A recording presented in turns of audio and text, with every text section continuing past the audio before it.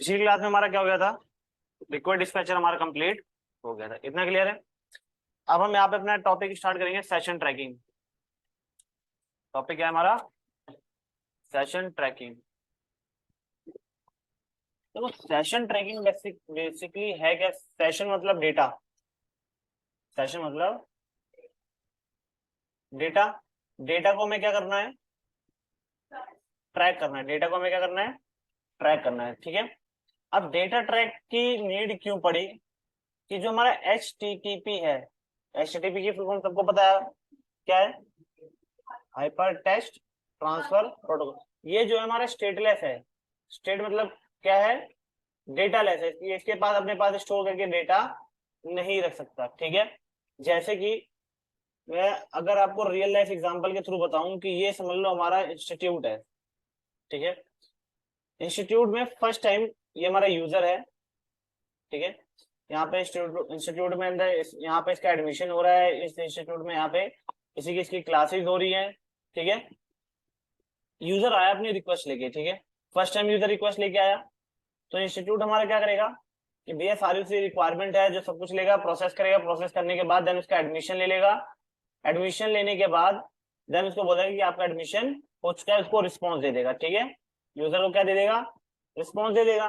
Response देने के बाद जब यूजर नेक्स्ट टाइम आएगा, नेक्स्ट रिक्वेस्ट के लिए आएगा, किसी रिक्वेस्ट के लिए आएगा, क्लासेस के लिए आएगा, तो जो हमारा इंस्टीट्यूट है वो क्या कहेगा, भैया हम आपको ट्रैक नहीं कर पा रहे हैं, हम आपको ट्रैक नहीं कर पा रहे हैं। तो दैट मीन्स जो इंस्टीट्यूट है, इंस्टीट्यूट के पास वो डेटा मैनेज करके अपना नहीं रख पा रहे हैं।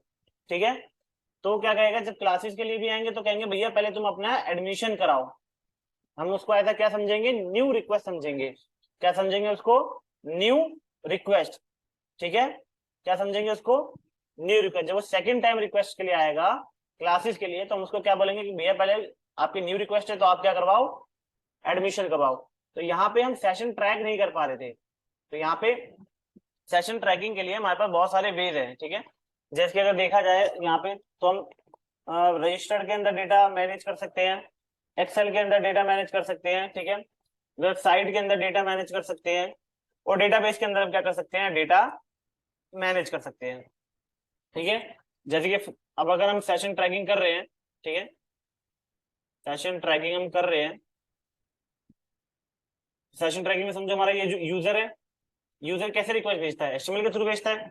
तो उसने रिक्वेस्ट भेजी हमारे पास, किसके लिए, हमारे इंस्टीट्यूट में आया समझ लो एडमिशन के लिए। ठीक है। फर्स्ट टाइम उसकी रिक्वेस्ट आई, तो रिक्वेस्ट में उसको क्या करा, भैया एडमिशन ले लिया गया। एडमिशन लेने के बाद जब उसको रिस्पॉन्स दिया गया, तो रिस्पॉन्स के साथ साथ उसके साथ कुछ डेटा भी ऐड कर दिया गया। डेटा भी क्या कर दिया गया, उसके साथ ऐड कर दिया गया, ताकि जब वो नेक्स्ट टाइम रिक्वेस्ट लेके आए, तो नेक्स्ट टाइम जब रिक्वेस्ट लेके आए, तो उसी रिक्वेस्ट के साथ साथ क्या आएगा, वो डेटा भी आएगा।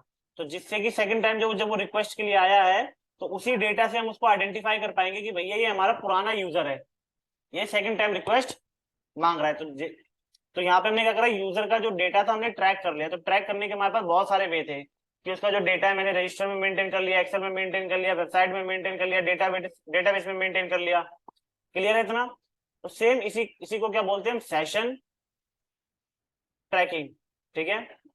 तो यहाँ पे सेशन ट्रैकिंग है, कौन कौन से टेक्निक है हमारे, कुकी, ओके, हमारा hidden form fill, hidden form fill अभी करें करवाऊंगा, अभी लिखाऊंगा, अभी लिखो, वेट करो। Cookies, hidden form fill, URL rewriting, और हमारा नेक्स्ट हमारा HTTP सेशन, HTTP सेशन। तो इन चार तरीके से हम यूजर का जो डेटा है अपने पास स्टोर करके रख सकते हैं, ताकि जब यूजर नेक्स्ट टाइम रिक्वेस्ट लेके आए, तो उसी रिक्वेस्ट में से हम उसका डेटा निकाल के उसे आइडेंटिफाई कर पाए। ठीक है। ताकि हम उसे बार बार न्यू यूजर ट्रीट ना करें। ओके। एक बार इसका एग्जांपल भी देख लेते हैं, पहले पढ़ लेते हैं। ठीक है। Session simply means a particular interval of time, कुछ टाइम के लिए। Session trekking is a way, session trekking एक तरीका है जिसके थ्रू हम क्या कर सकते हैं, यूजर का स्टेट, यूजर का जो स्टेट है उसको मेंटेन कर सकते हैं। It is also known as a session management. तो इसी को हम क्या बोलते हैं, एज अ सेशन मैनेजमेंट बोलते हैं, किसके अंदर, सर्वलेट के अंदर। तो जो हमारा HTTP प्रोटोकॉल है वो क्या है, हमारा स्टेटलेस, मतलब स्टेट मतलब data less. So we need to maintain a state. तो हमें क्या करना है, यूजर का जो स्टेट है मेंटेन करना है। ठीक है, मेंटेन करने के लिए हमें यूजिंग सेशन ट्रैकिंग टेक्निक की हेल्प से क्या कर सकते हैं हम, जो यूजर का जो स्टेट है उसको मेंटेन कर सकते हैं। ठीक है, जब each time user request to the server, ठीक है, तो अगर यूजर रिक्वेस्ट भेज रहा है सर्वर के पास, तो सर्वर हमेशा उसको ऐसा क्या ट्रीट करेगा कि वो न्यू रिक्वेस्ट ट्रीट करेगा, चाहे फर्स्ट टाइम भेजे, चाहे सेकंड टाइम भेजे, चाहे थर्ड टाइम भेजे। ठीक है, so we need to maintain the state of an user to recognise a particular user, ताकि हम यूजर को रिकॉग्नाइज कर पाए पर्टिकुलर यूजर को, तो इसलिए हम इसका क्या करेंगे, उसका स्टेट मेंटेन करेंगे। क्लियर है? HTTP is a stateless, that means each request is considered as a new request. Clear है इतना? यूज किस लिए करते हैं हम? ठीक है, टू रिकॉग्नाइज द यूजर। ठीक है, it is use to recognise a particular user. Clear है? तो सेशन ट्रैकिंग की टेक्निक कौन कौन सी हमारे पास? 4 हैं, cookies, hidden form fill, URL rewriting and HTTP session. ठीक है, तो इसका एक प्रोग्राम बना के दिखा देता हूं।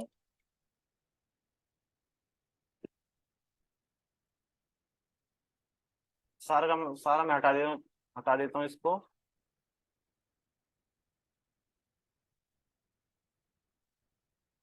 ओके, ये हमारा फॉर्म है, ये हमारा HTML का क्या है, फॉर्म है। ओके, और यहाँ पे एक इनपुट सेक्शन बना लेते हैं हम।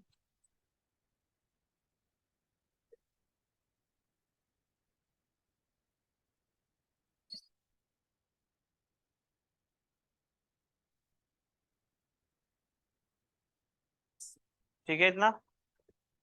अब यूजर जैसे सबमिट पे क्लिक करेगा, सीधा कहाँ पे पहुंच जाएगा, माई HTTP वाले पेज पे। तो हम क्या करेंगे, वहां से उसका डेटा गेट कर लेंगे, request dot gate parameter. Clear है इतना? पैरामीटर में हमने क्या नाम दे रखा है, UN। ओके,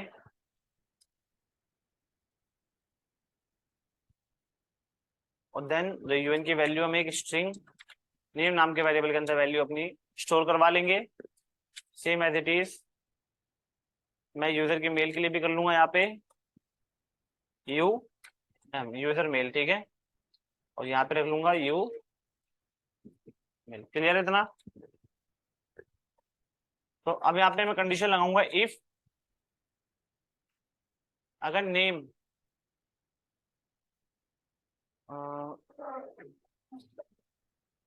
ये पे ऐसे करते हैं। ठीक है, ऐसे करते हैं यहाँ पे, इफ अगर नेम डॉट इक्वल है किसके,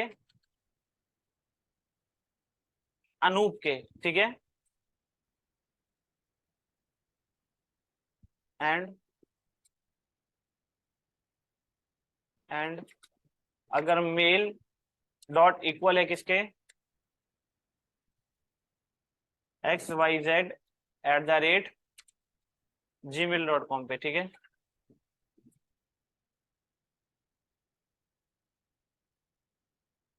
तो क्या होगा, वहां पे उसका डेटा प्रिंट हो जाएगा, su dot println name is plus name की value same as it is su dot mail की वैल्यू। ठीक है, अब यहाँ पे हम एक और बना लेंगे, su डॉट प्रिंट, और यहाँ पे मैं लगा देता हूँ br टैग यूज कर लेता हूँ। आप सबको पता है br हम टैग किस लिए यूज करते हैं, लाइन ब्रेक करने के लिए। ठीक है,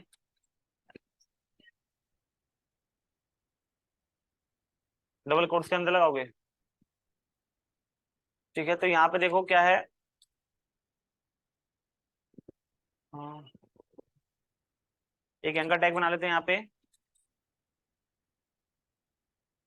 और एंकर टैग में रेफरेंस पास कर देते हैं, रेफरेंस, और रेफरेंस में नाम देते हैं सेकंड सर्वलेट। ठीक है, व्यू डेटा। ओके, अगर एल्स में हम यहाँ पे क्या कर देंगे,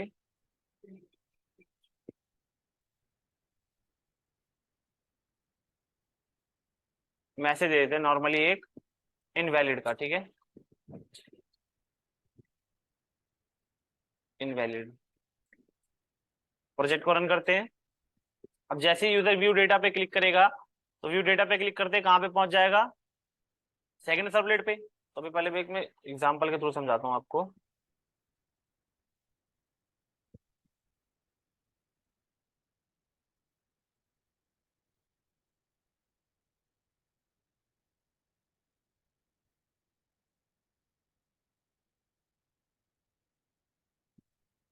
ठीक है, तो यहाँ पे मैं डाल रहा हूँ अपना अनूप, कैसे रखा है मैंने, कैपिटल में, ठीक है, अनूप मेल में xyz@gmail.com। जैसे सबमिट पे क्लिक करा, आ रहा है name is Anoop and mail is xyz@gmail.com। जैसे व्यू डेटा पे क्लिक करा तो यहाँ पे कुछ भी नहीं आ रहा, क्यों? क्योंकि व्यू डेटा पे मैंने कुछ भी काम यहाँ पे नहीं कर रखा, ठीक है। तो व्यू डेटा पे भी मैं क्या कर लेता हूँ, डेटा को यहाँ पे गेट कर लेता हूँ, ठीक है।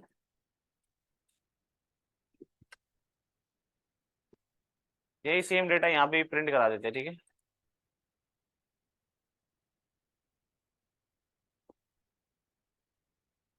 यहाँ पे मैं कर रहा हूँ उसका नाम और मेल प्रिंट करवा रहा हूँ, ठीक है। और यूजर से वैल्यू भी हम क्या करते हैं, गेट कर लेते हैं, ठीक है।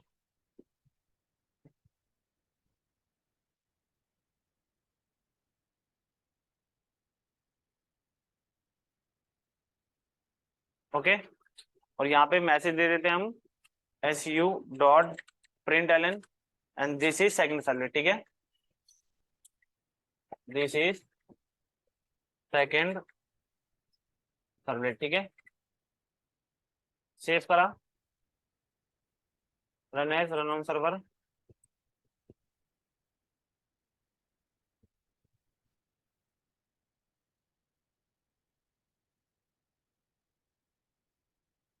यहाँ पे वैल्यू डाल दी अनूप xyz@gmail.com। सबमिट पे क्लिक करा, नेम इज अनूप। और जैसे व्यू डेटा पे क्लिक करा तो यहाँ पे क्या आ रहा है, this is second servlet, name is null and mail is. कभी ऐसा हुआ है आपने लॉगिन करा, लॉगिन करने के बाद आपने अपने प्रोफाइल पे जाके आपने व्यू डेटा पे क्लिक करा तो आपको कभी नल मिला है? नहीं मिला। अब यहाँ पे आप कॉन्सेप्ट समझना पहले डीपली, ठीक है। ये मेरा HTML का पेज है, ठीक है। ये मेरा क्या है, सर्वलेट 1 है। ये मेरा क्या है, सर्वलेट 2 है। फॉर्म आया, फॉर्म से डेटा आया, रिक्वेस्ट आई, तो रिक्वेस्ट में से डेटा सर्वलेट 1 ने निकाल लिया। निकालने के बाद क्या करा, वही सेम यूजर को रिस्पॉन्स दे दिया। यूजर को क्या दे दिया, रिस्पॉन्स दे दिया। तो यूजर ने रिस्पॉन्स, यूजर को तो रिस्पॉन्स मिल गया। तो अगर आप यहाँ पे भी देखोगे तो यूजर को हम यूजर को यहाँ पे क्या मिल रहा है, रिस्पॉन्स ही तो मिल रहा है, ठीक है। सर्वलेट 1 ने क्या करा, यूजर को रिस्पॉन्स दिया, यूजर को रिस्पॉन्स मिला। रिस्पॉन्स मिलते ही यूजर ने व्यू डेटा पे क्लिक करके एक नई रिक्वेस्ट दे दी। क्या नई, न्यू रिक्वेस्ट सेंड कर दी, न्यू रिक्वेस्ट सेंड कर दी। तो क्या इस रिक्वेस्ट के अंदर कोई डेटा पड़ा हुआ है? डेटा तो नहीं पड़ा हुआ, तो सेकंड सर्वलेट कहां से गेट कर सकता है?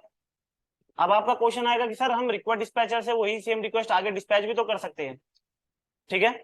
अब ये बताओ कि जो आपने यहाँ पे डेटा भेजा था वो डेटा किस लिए भेजा था? पिछली क्लास की बात करें तो पिछली क्लास में हमने जो डेटा भेजा था वो किस लिए भेजा था? साइन अप के लिए, साइन अप के लिए, ठीक है। अब जब यहाँ पे आपको व्यू डेटा देखना है, डेटा व्यू करना है, तो डेटा व्यू करने के लिए वही सेम डेटा आप दोबारा भेजोगे। फिर अगर आपको अपने प्रोफाइल पे जाना है, प्रोफाइल पे मतलब आपको अपना अकाउंट्स पे जाना है, तो अकाउंट्स पे जाने के लिए वही सेम डेटा दोबारा भेजोगे आप अपने अकाउंट्स वाले सर्वलेट पे। अगर आपने कार्ड नाम का कोई बना रखा है सर्वलेट, तो वही सेम डेटा के जो रिक्वेस्ट आई इसके पास, अब वही रिक्वेस्ट सेम वही डेटा जो रिक्वेस्ट आई, समझ लो यहाँ पे 4 फील्ड बने पड़े थे, 4 सेक्शन हमारे पास बने पड़े थे, 4 इनपुट टैग, ठीक है। वही 4 इनपुट टैग हमारे पास गया हमारे सर्वलेट 1 पे। सर्वलेट 1 ने काम कर लिया, काम करने के बाद वही आगे डिस्पैच कर दिया, फिर उसने भी वही काम कर लिया, काम करने के बाद वही आगे डिस्पैच कर दिया। तो कभी ऐसा होता है कि सारा डेटा आप दोबारा दोबारा डिस्पैच करते जा रहे हो आगे? नहीं होता ऐसे, ठीक है। क्लियर? यहाँ पे देख रहे हो आप हमारा क्या आ रहा है, नल आ रहा है, ठीक है। कि जब यूजर की फर्स्ट टाइम रिक्वेस्ट आई, सर्वलेट ने गेट कर रिस्पॉन्स दिया, रिस्पॉन्स के बाद जब यूजर ने व्यू डेटा पे क्लिक करा, सेकंड टाइम रिक्वेस्ट मांगी, तो सर्वर को ये लगा हमारे कि ये जो सेकंड टाइम रिक्वेस्ट आ रही है न्यू रिक्वेस्ट आ रही है, क्योंकि इसने वो आइडेंटिफाई नहीं कर पाया कि वही अनूप बंदा है जो हमारे पहले पेज से हमारे दूसरे सर्वलेट पे दूसरे पेज पे हमारे आ रहा है। समझ में आ गया प्रोसेस? ठीक है, तो इसी डेटा को मेंटेन करने के लिए हम क्या करते हैं, session trekking, session management. Clear है इतना? तो प्रोसेस तो समझ में आ गया कि सेशन ट्रैकिंग करने का बेनिफिट क्या है। ठीक है, इसको बैठ के लिखो। सेम वही तीन क्वेश्चन, क्या क्या कहते हैं एक बार? हाँ, देखो यहाँ पे क्या है, सिंपल सा ये समझो कि जब आप लॉगिन करते हो, लॉगिन करने के बाद लॉगिन आप किस लिए करते हो? होम पेज के लिए। जब आपने लॉगिन पेज के लिए अपनी यूजर आईडी मेल भेजा, यूजर आईडी और पासवर्ड आपने डाला, तो वेरीफाई हुआ, वेरीफाई होने के बाद कहाँ गया वो? आपके होम पेज पे गया, होम पेज पे गया। ओके, देन वहां पे प्रोफाइल का सेक्शन होता है, प्रोफाइल पे आपने क्लिक करा, प्रोफाइल पे क्लिक करते क्या आप दोबारा चाहोगे कि जो मैंने यूजर ने वो पासवर्ड डाला कि वही दोबारा प्रोफाइल वाले सेक्शन पे जाए? क्योंकि प्रोफाइल के लिए तो अलग सबनेट बना होगा, वहां पे डेटाबेस चल रहा होगा प्रोफाइल पे, और फिर डेटाबेस में डेटा फैच हो रहा होगा प्रोफाइल के अंदर कौन कौन से प्रोफाइल शो करनी है। ठीक है, सेम ऐसी नोटिफिकेशन का हो गया। ठीक है, नोटिफिकेशन आती है, तो नोटिफिकेशन के लिए भी आपने क्या चाहोगे कि वही जो सेम रिक्वेस्ट, रिक्वेस्ट आपकी किस लिए आई थी? होम पेज के लिए। होम पेज के लिए रिक्वेस्ट में आपने क्या डेटा डाला था? यूजर नेम और पासवर्ड डाला था। तो आप क्या चाहोगे कि नोटिफिकेशन जब मुझे देखना है तो यूजर अगर नोटिफिकेशन वाले बटन पे क्लिक करे तो यूजर ने जो पहले नेम और मेल डाला था वो जाए उसके पास? नहीं, ये बहुत लेंथी प्रोसेस हो जाता है। ठीक है, और ये हमारा, हम इसको यूज भी नहीं करते।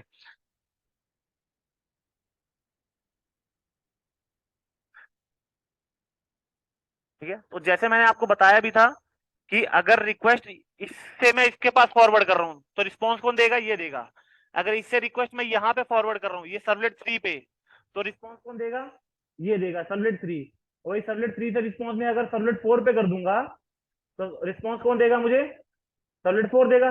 तो वही सेम चीज मुझे बताओ कि जब आपको डेटा देखना था, लॉगिन करा, लॉगिन करते ही आपको होम पेज, जैसे कि समझो आपका ये, आपने यहाँ से यूजर ने अपनी रिक्वेस्ट भेजी। ठीक है, ये यूजर ने अपनी रिक्वेस्ट भेजी एचटीएमएल पेज से, एचटीएमएल पेज से यूजर ने अपनी रिक्वेस्ट भेजी, किसके पास भेजी? सर्वलेट 1 के पास।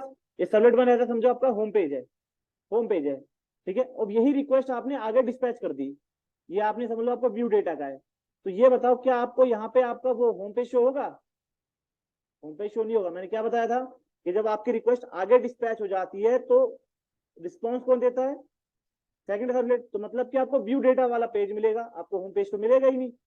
और वही अगर यहाँ से आपने व्यू डेटा से आपने अपने अकाउंट वाले बटन पे क्लिक कर दिया, अकाउंट नाम का एंकर टैग बना रखा है आपने, वहां पे बटन पे क्लिक करा तो आप कहाँ पे पहुंच गए? सर्वलेट 4 पे। सर्वलेट समझो सर्वलेट 3 है, ठीक है, सर्वलेट 3 पे पहुंच गए। तो रिक्वेस्ट आई, इससे इसने आगे डिस्पैच कर दिया और यहाँ से आगे डिस्पैच हो गया। तो आपको रिस्पॉन्स कौन देगा? सर्वलेट 3। दैट मीन ना आपको होम पेज मिला ना आपको व्यू डेटा मिला, तो आपके पास सीधा डायरेक्ट पेज कौन सा ओपन होगा? अकाउंट। तो कभी ऐसी एप्लीकेशन देखी आपने? सर्वलेट तो हर किसी के लिए अलग बनेंगे।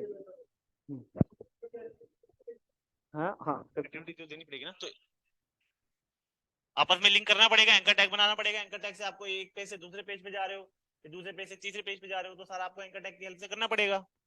समझ में आ गया यहाँ पे कि हम रिक्वेस्ट डिस्पैचिंग किस लिए यूज नहीं कर सकते? क्योंकि अगर आपने रिक्वेस्ट मांगी आपने होम पेज के लिए और आपने रिक्वेस्ट डिस्पैचर लगा रखा है व्यू डेटा के लिए, तो व्यू डेटा आपको शो होगा, होम पेज शो नहीं होगा आपको। समझ में आ गया? कल हमने एग्जाम्पल में करके भी देखा था।